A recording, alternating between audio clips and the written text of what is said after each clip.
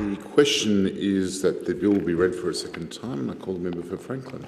Thank you, Deputy Speaker. And this appropriation bill, I understand, is about $16 billion for various things and purchases and services that the government needs to provide. And of course, in usual practice, we won't hold up supply and we will be supporting these bills. But it would be remiss of me, Deputy Speaker, to not talk about some of the government services and supplies that this appropriation bill is referring to.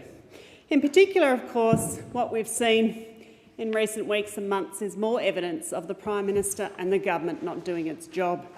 We've seen Australian citizens being let down again by this government and this Prime Minister. Anybody who listened to the Prime Minister prior to the opening up of state borders last year, he talked a big game about what a great Christmas we were all going to have. And then, of course, we saw the pictures and we saw, for some of us in real life, the queues of people trying to access tests around the Christmas period and the overload on our systems. And then, of course, we had the lack of access to the rapid antigen tests, or the RATs. And everybody knows how difficult it was to get these. The number of pharmacies and chemists with signs up saying that they didn't have any supply. And then, we said to the government, you really should be able to provide them under Medicare like you do the PCR tests. I still don't understand the difference between getting a rapid antigen test or getting a PCR test and why the government pays for one and not the other, particularly when the RAT tests are cheaper, Deputy Speaker, than the PCR tests under Medicare, and they would be. I also, Deputy Speaker, don't understand why the government purchased these rapid antigen tests so late in the piece. We were opening up in December. Most of the tests were not ordered until January. I mean, how did this happen when the government was getting so many warnings last year? All the other countries overseas were using rapid antigen tests for many months prior to Australia making a decision to open. And we hear from the Prime Minister, maybe I shouldn't have been so optimistic. We didn't know Omicron was coming. What a load of rubbish. What an absolute load of rubbish. We did know Omicron was coming. We did know that we'd need rapid antigen tests, and the Prime Minister wants to pretend, it's all very well in hindsight. He knew. He got the warnings. He had multiple warnings. The Australian Medical Association, we could see what was happening overseas. We still don't have a proper answer as to why they were not ordered in time, enough of them. And of course, it's not just the rapid antigen tests that this Prime Minister has let us down on. There, of course, have also been the booster shots. Trying to get family members' booster shots has been unbelievably difficult, Deputy Speaker. I still have family members who can't get in to get a booster shot today, who are now waiting another week or two to try and get their boosters. Yeah. This is still happening today in Australia, people not being able to access their booster shot. We were all promised, you can go out and you can get your booster shots, and we're opening up to this and we're moving it from 4 months to 3 months and everybody can go and get them. That is not true. It's not that easy to go and get the booster shots. Pharmacists are working. They're working so hard, Deputy Speaker, trying to give the vaccines to as many people as they possibly can, as quickly as they possibly can. But they too were let down by the government. They were let down by the government when it came to the booster shots and how we could get them into people's arms. The government, changed the timeframes and said everybody can go and get them and kept moving the rules to try and get people through quicker. But what they didn't do was actually make better provision for people to be able to get their booster shots. They didn't make sure that there was a surge workforce to go and give all of these injections.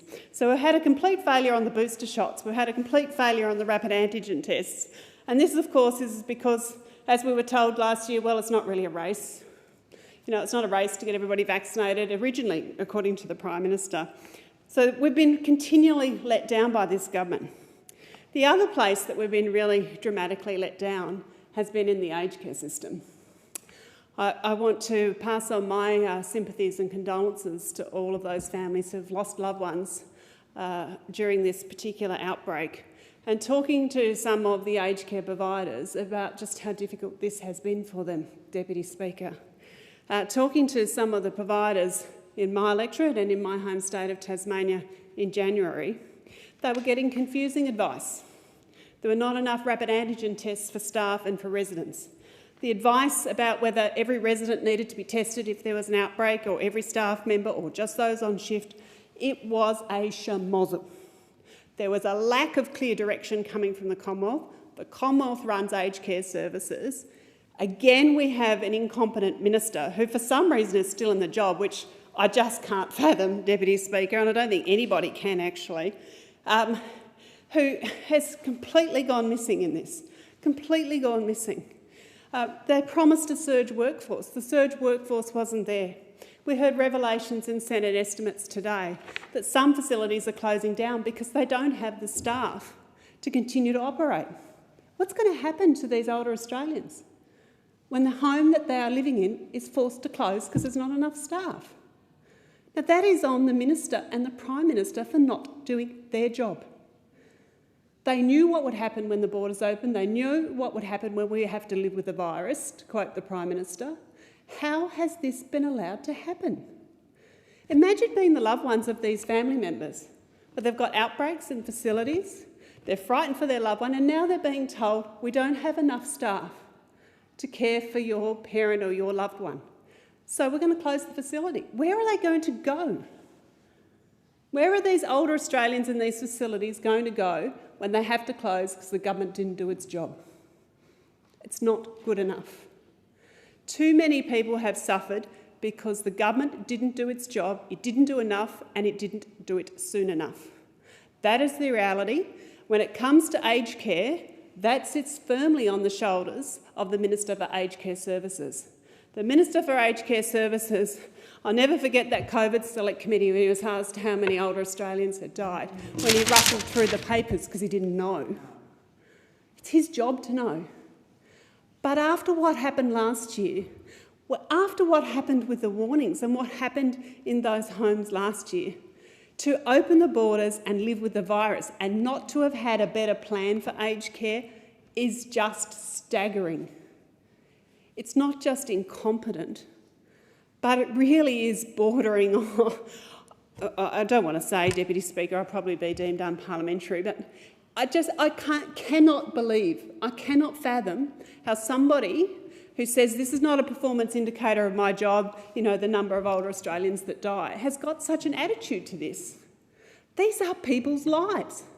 And we had the Minister in question time today stand up and say, oh, well, you know, some of them were palliative anyway and, you know, compared to other countries. And they knew they could have saved more lives if they'd done more soon enough. That is the reality. And instead we get ministers stand up, you know, in this number salad, like somehow this is going to actually satisfy the families. Has he talked to the staff in these facilities? Has he spoken to the families about what's going on? Has he spoken to the people trying to run the facilities? I mean, the only reason the system is holding together at all is because of the diligent staff who are going above and beyond, running around in these aged care facilities trying to take care of older Australians. It's been an absolute disaster. And then in my home state of Tasmania, schools went back last week. And already we've got outbreaks in a whole heap of schools. Already we've got parents saying, don't have enough rat tests, need to get some rat tests. And of course, it's not going swimmingly, Deputy Speaker. We've got inconsistent advice again coming from governments. We've got a lack of rapid antigen tests in our schools. In Tasmania, we actually had our Education Minister resign last week because, of course, she got stuck overseas with COVID and was on leave instead of trying to make sure that the kids and parents were all sorted and the system was all okay for the kids to go back to school. So we've had a complete failure of governments, state and federal Liberal, when it comes to the kids going back to school. But we've also got a complete failure by the federal government and the state Liberal government in Tasmania when it comes to our state's infrastructure. We've had a range of questions in estimates on Monday about the Hobart City deal. And it's just extraordinary, Deputy Speaker. We had $25 million promised for a rail corridor and for a study into a rail corridor. And it turns out that the state government have been sitting on a report that says this corridor is not viable, but hadn't told anybody. and indeed only $2 million of the $25 million has actually been spent. This Hobart City deal, was a big signing. It was touted, the usual pictures, all announcement, no delivery, hundreds of $1 million allegedly coming to Hobart. So far we've had $2 million spent. We had $300 million set aside for a runway on the Antarctic territory, long way from the City of Hobart, Deputy Speaker, but apparently that was included, which they had to abandon, of course, and the Minister for Environment has said that that's not going to proceed. So we don't know what's happening to that $300 million that was earmarked for the runway down on the Antarctic, but I really hope it's actually coming to Greater Hobart, Deputy Speaker. But who knows where that $300 million is or has gone or what's happening to it. And then, of course, we've got the Bridgewater Bridge, which has been promised now, I don't know, more times than I can count, Deputy Speaker. We still don't even have a final design. Nothing's happened. It's been years. Nothing's happened. It's just extraordinary that the governments get away with this. They come down, they talk hundreds of $1 million, this great deal, and absolutely zip. Absolutely zip. Complete failures to deliver at both the state and the federal level. Indeed, the only thing happening in my electorate, Deputy Speaker, is the removal of the Hobart Airport roundabout, which is a project at that interchange there to allow traffic to go further southeast into the member for Lyons, the electorate past the airport. And of course, that project was actually first announced by Labor. It was an election commitment that we made back in 2013. And if Labor hadn't made that commitment, nothing would have happened, Deputy Speaker. The government certainly wasn't going to. And it had to make a commitment. It was for lesser money. The design is terrible and won't last the test of time because the commitment was not enough, unlike Labor's commitment at the time. But this is the only project that has happened in my electorate under 9 years of this government. The only one. The only one. All of the other projects that have occurred in my electorate were under the former Labor government that we got committed and were in the budget when Labor left office. Seriously, what has been happening with infrastructure in Tasmania is a complete disgrace under this government. And my constituents have had enough of it, Deputy Speaker. They're sick to death of all of this promise, promise, promise. Nothing ever turns up. And frankly, when you get all these promises, you have the Prime Minister fly in or the Minister fly in and sign all these things, it's just really consistent with what this government does time and time again. All announcement, no delivery. You sort of expect the Prime Minister to come, we don't know what he's going to dress up as next. So far, we've had the racing car driver, we've had the pilot, we've had the hairdresser, we've had the ukulele player. I'm wondering what comes next, Deputy Speaker. He's going to drive a digger next, with his hard hat on. Where's he going to go next? I mean, seriously, Australians are over it. He's got to stop dressing up and pretending to be somebody else and do the job we're paying him for. We want the Prime Minister to do the job he is being paid for, not to play silly games, not to dress up for announcements, not to go around and do silly stunts. We actually want him to deliver. We want him to deliver on stuff like infrastructure that is productivity changing and creates jobs. We want him to deliver on healthcare. We want him to make sure that every Australian that needs one can get a rapid antigen test. We need him to make sure that all Australians can access a booster for their COVID vaccination. Seriously, he needs to get on with the things that matter to Australians.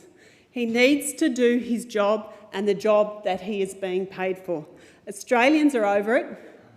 The Prime Minister knows Australians are over it, and we've seen a whole heap of scare tactics this last couple of weeks in Parliament, why he tries to dodge and, look over here and change direction and, the big scare campaigns are coming out. But seriously, Australians just want him to do his job, the one we're paying him for. And if he can't do his job, he should get out of the way and call an election.